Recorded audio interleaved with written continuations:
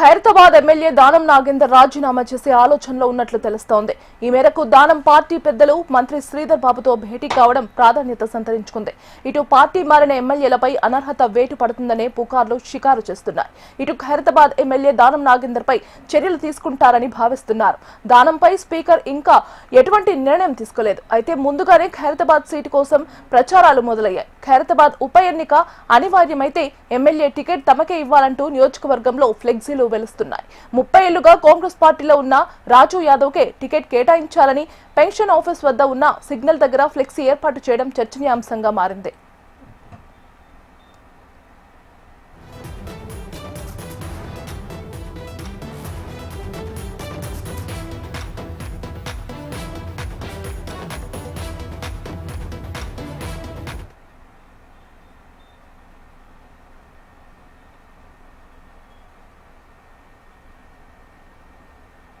Khairatabad MLA Danam Nagender రాజీనామా చేసే ఆలోచనలో ఉన్నట్లు తెలుస్తోంది. ఈ మేరకు దానం పార్టీ పెద్దలు మంత్రి శ్రీధర్ బాబుతో భేటీ కావడం ప్రాధాన్యత సంతరించుకుంది. ఇదే అంశానికి సంబంధించి మరింత సమాచారం అందించడానికి మా కరెస్పాండెంట్ ప్రేమ్ లైవ్ లో సిద్ధంగా ఉన్నారు. ప్రేమ్, చెప్పండి, అతను రాజీనామా చేయాలి అనుకోవడం గల ప్రధాన కారణం ఏమై ఉండొచ్చు? దానం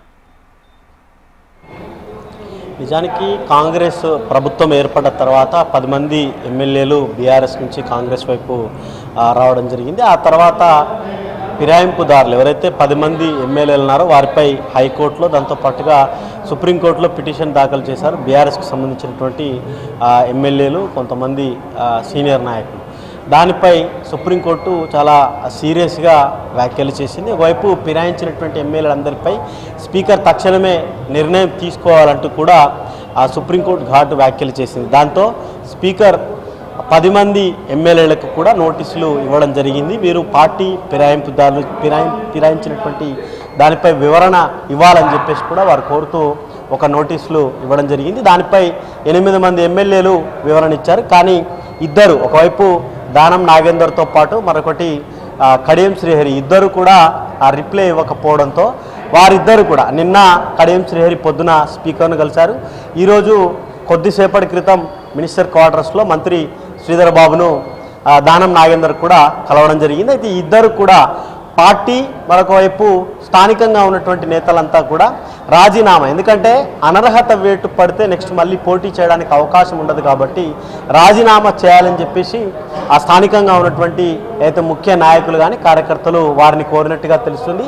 దాంతో ఇక ఖైరతాబాద్తో పాటు స్టేషన్ గన్పూర్ రెండు ఉప ఎన్నిక వచ్చే అవకాశం ఉన్నట్టుగా కూడా కొంత రాజకీయ వర్గాల్లో పెద్ద ఎత్తున చర్చ జరుగుతుంది. అయితే ముఖ్యంగా ఇటు రాజీనామా విషయానికి వచ్చేసరికి అనర్హత వేటు పడితే నెక్స్ట్ పోటీ చేయడానికి అవకాశం ఉండదు కాబట్టి ముందే స్పీకర్ నోటీసులకు రిప్లై ఇవ్వలేదు కాబట్టి రేపు లేదా ఎల్లుండి స్పీకర్ తన అనర్హతకు సంబంధించిన దానిపై నిర్ణయం తీసుకోవాల్సినటువంటి అవకాశం ఉంటుంది. కాబట్టి అనర్హత వేటు కంటే ముందే రాజీనామా చేస్తే రాజీనామా యాక్సెప్ట్ చేసుకొని అయితే 6 నెలలలోపు మళ్ళీ ఎలక్షన్స్కి వెళ్లాల్సినటువంటి అవసరం ఉంటుంది. కాబట్టి ముందే రాజీనామా చేయాలని చెప్పేసి కూడా దానం నాగేందర్ ఆలోచనలో ఉన్నట్టు తెలుస్తుంది. అదేవిధంగా కడియం శ్రీహరి కూడా నిన్న స్పీకర్ను పార్టీ పెద్దలకు సంబంధించినటువంటి వారి ఒపీనియన్ కూడా తీసుకున్నట్టుగా తెలుస్తుంది.